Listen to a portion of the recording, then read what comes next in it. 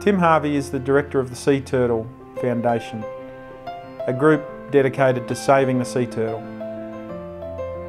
What Tim doesn't know about them is probably not worth knowing, so I really did learn a lot.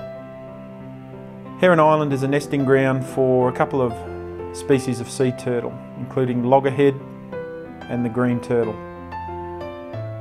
After spending most of the year thousands of kilometres away in their feeding grounds, turtles always come back to the same place to lay their eggs. They first dig a nest high up on the beach, including a deep chamber in which they lay their eggs.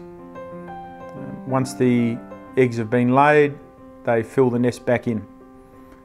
Once the nest has been covered, the exhausted turtle makes her way back to the beach.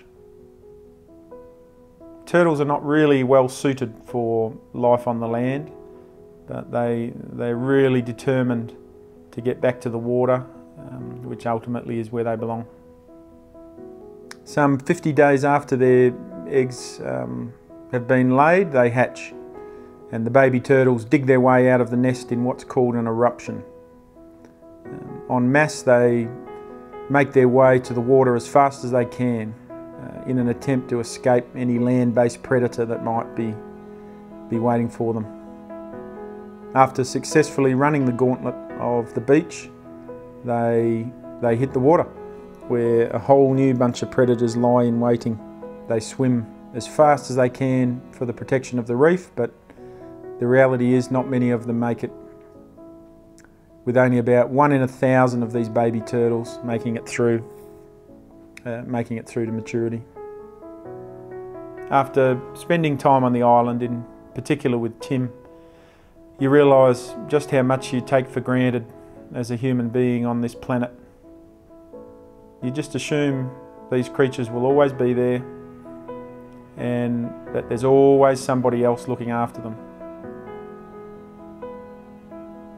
I guess I've known for a while that the sea turtle is one of those many at-risk species in the world at present, but after seeing them up close in their own environment and even swimming with them, somehow saving them now just matters that little bit more.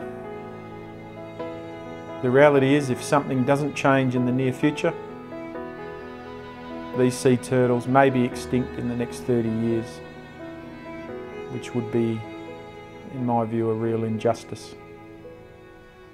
It's not all bad though. Whilst we have organisations like the Sea Turtle Foundation and people like Tim Harvey, I think there's hope. Working in the industry that I do, there's a lot of people, including probably me, who are motivated financially, and there's really nothing wrong with that, but when you meet people like Tim, it really does make you challenge what's important in your life. You can only admire their passion for a cause in which they get no real financial gain, but immense personal gain.